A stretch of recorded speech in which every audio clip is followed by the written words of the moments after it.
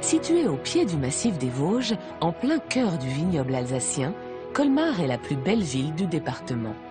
Miraculeusement épargnée par les guerres et l'urbanisme souvent dévastateur, elle a su préserver et protéger son patrimoine bâti d'une richesse incomparable.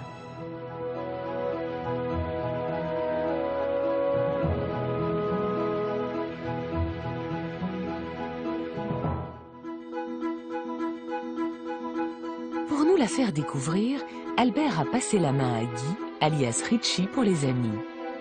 Instituteur à la retraite, il adore croquer des petits dessins humoristiques qui amusent beaucoup les colmariens. Mais à 66 ans, Ritchie est aussi un aquarelliste réputé qui s'émerveille toujours autant devant le patrimoine de sa ville, sa principale source d'inspiration. Il aime s'y promener quotidiennement pour immortaliser des rues, des portes ou des sculptures qu'il affectionne tout particulièrement. Toute la ville de Colmar est tellement belle que forcément ça m'inspire. Mais ce qui me fait plaisir, c'est que quand je montre mes tableaux aux gens, souvent j'entends dire « Ah tiens, je suis pourtant colmarien, mais je ne connais pas ce coin-là ». C'est peut-être à ça qu'on sert les artistes, obliger les autres à regarder ce qu'ils ne voient pas d'habitude.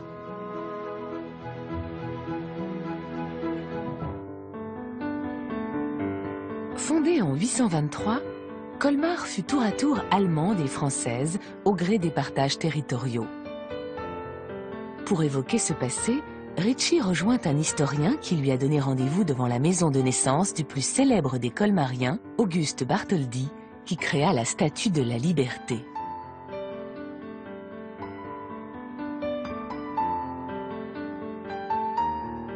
Et c'est son ami, Gabriel Bremer, qui va maintenant nous parler de cette histoire. Bonjour Guy. Alors, j'ai pensé que c'était par Bartholdi qu'il fallait commencer pour connaître un peu mieux notre ville. tu as bien fait, évidemment. Tu sais qu'il est né ici? Oui, c'est sa effectivement. maison natale. Il est né en 1834 et finalement, dès 1836, sa maman, devenue veuve, s'en va à Paris. Et au bout du compte, il aura peu vécu dans cette ville. Et pourtant, il a laissé une sacrée marque, dans la mesure où il est à l'origine de la plupart des statues que nous avons aujourd'hui encore. Oui, effectivement. Et en même temps, il est beaucoup plus connu pour autre chose, puisque c'est quand même le grand créateur de la Statue de la Liberté et du Lion de Belfort. Si aujourd'hui, il a une grande réputation de sculpteur, c'est à cause de ces deux œuvres. Écoute Guy, ça c'est une petite introduction qui a montré que Colmar a quand même une vocation universelle. Alors, on va revenir un peu à des choses plus locales. De Bartholdi, on va passer à Pfister. Oui, volontiers.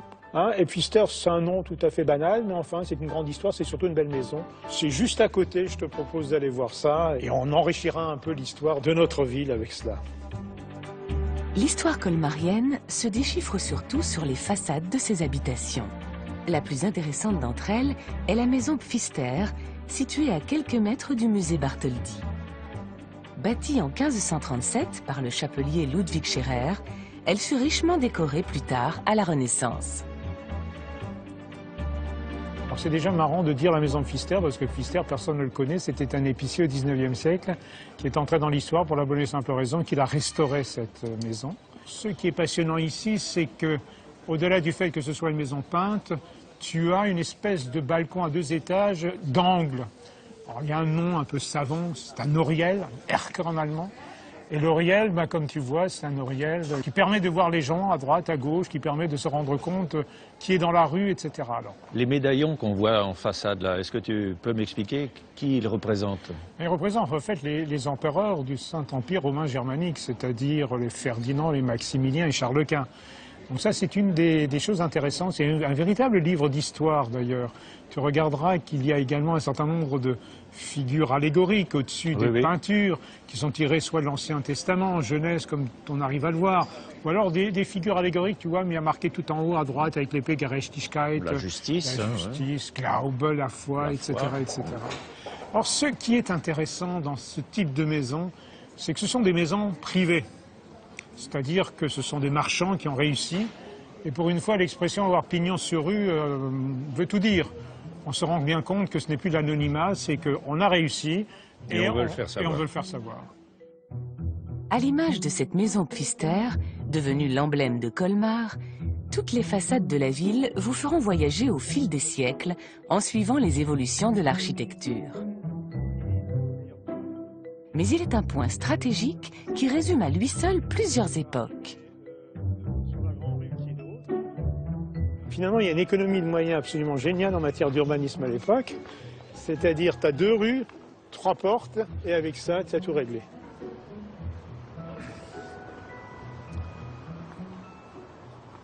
Voilà Guy, ça c'est une place que j'aime bien pour une simple raison. Sur un c'est une très petite surface, tu as pratiquement tous les styles qu'on trouve à la ville de Colmar. Tu as comme une espèce de pâté, de couches successives de bake-off en quelque sorte. Tu as le Moyen-Âge, représenté par le bâtiment de la douane ou du coïfus, comme on dit ici, où étaient stockées les marchandises, où on payait également tout ce qu'il faut comme impôt. Tu as ensuite l'important bâtiment de la Renaissance, Renaissance tardive, bâtiment de la fin du XVIe siècle, avec un grand bâtiment, une façade qui ressemble un peu aux maisons de Flandre ou du nord de l'Europe, du nord de l'Allemagne. Puis tu as des bâtiments du XVIIIe siècle classique, la période où l'Alsace est française, avec le bâtiment du Conseil souverain qui est à la fois un parlement, une haute cour de justice et qui est depuis lors un tribunal de grande instance. Tu as même du XXe siècle relativement kitsch, puisqu'on construisait un peu selon le modèle original, donc un peu tout ça. Juste derrière la maison des douaniers, dans la partie basse de la ville, se trouve l'ancien quartier populaire des tanneurs que la municipalité a rénové au début des années 70. Regarde un peu. Là, tu as un quartier ancien, XVIIe siècle, fonction quartier des tanneurs comme dans toutes les villes. C'est aussi l'endroit où à Colmar, les cours d'eau ont leur plus grande déclivité, c'est-à-dire salubrité. Oui, on nettoie. Et donc, qu'est-ce qu'on a ici, autour du coïfus? La triperie, la grande boucherie, c'est-à-dire tous les métiers un peu sales, etc. Oui. Tu as aussi les tanneurs. Donc c'est un quartier qui a une fonction économique essentielle, qui d'ailleurs se voit encore à travers les toits. Les toits où on séchait ces espèces d'escaliers successifs de toits les uns au-dessus des autres. On n'a pas un seul toit, ce sont surtout des surfaces d'exposition pour sécher les pots. Fonction qui a existé jusqu'au XIXe siècle. En vrai colmarien désireux de nous faire aimer sa ville, Ritchie a gardé le meilleur pour la fin. Car il y a une chose que vous devez absolument faire en venant ici, c'est une promenade en barque sur le canal qui traverse la cité et qui lui vaut d'ailleurs le surnom de Petite Venise.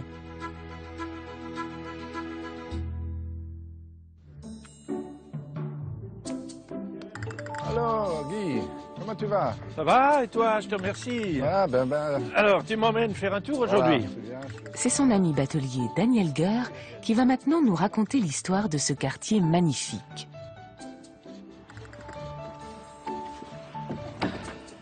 Ben voilà, donc avant de partir, Guy, tu vois, donc un beau joli pont, là, le pont Saint-Pierre, qui était à l'époque fermé par une herse. Et les maraîchers, à l'époque, lorsqu'ils venaient, ils devaient payer une taxe. Et cette taxe était calculée selon, il n'allait pas décharger toutes les barques, il allait donc sur l'enfoncement de la barque.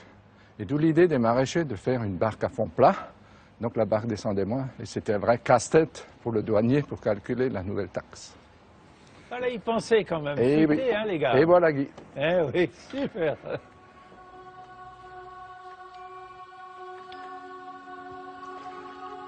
On est ici en plein dans la Petite Venise. Pourquoi Petite Venise? Parce que chaque maison a une entrée par la rue et une entrée par la rivière. Et ce canal, là, Alors là, nous nous trouvons donc sur la Laur. En allemand, Laur, c'est poireau en allemand. Il y a une légende qui dit qu'il y aurait une cargaison de poireaux qui se serait renversée, oui. Ce qui a donné le nom de poireau. Oui, il faut bien une explication aux choses. Voilà, très bien. Alors là, c'est une superbe bâtisse très élevée, dis donc. C'est quoi voilà. Là? Donc tu as une très belle maison, effectivement, à ta droite.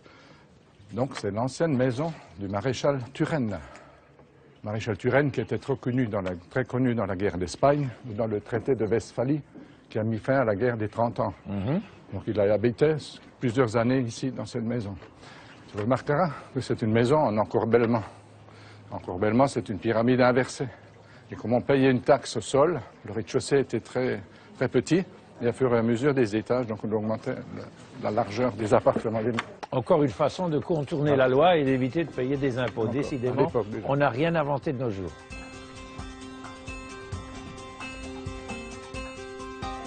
Lorsque vous naviguerez dans ce quartier, pensez à bien regarder les motifs des maisons à colombage. Ils ont tous une signification particulière. Tu remarqueras que ce sont des anciennes maisons du XVIe siècle en colombage. Malheureusement, au Moyen-Âge, un incendie avait détruit toutes les maisons, comme elles sont accolées, en bois, donc ça a bien brûlé. Donc tu verras qu'il y a différents signes. Tu as le S ou le X, qui correspond donc à la malédiction. Ça devait protéger du malin. Exemple encore, tu as un losange. Le losange était un signe de fertilité. C'était généralement la chambre des parents. Ou alors le double losange, que tu peux voir ici, qui était donc un signe de bonne récolte, de richesse.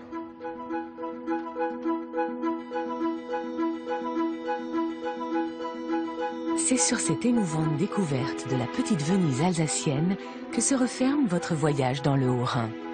Vous savez désormais que l'Alsace offre un formidable panel de trésors historiques, naturels et architecturaux. Autant de lieux qu'il faut absolument voir dans votre vie.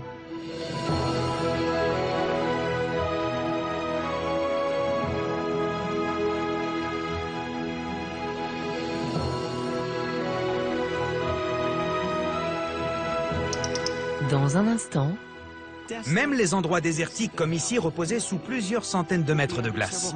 Que la terre était toute blanche, comme une boule de neige.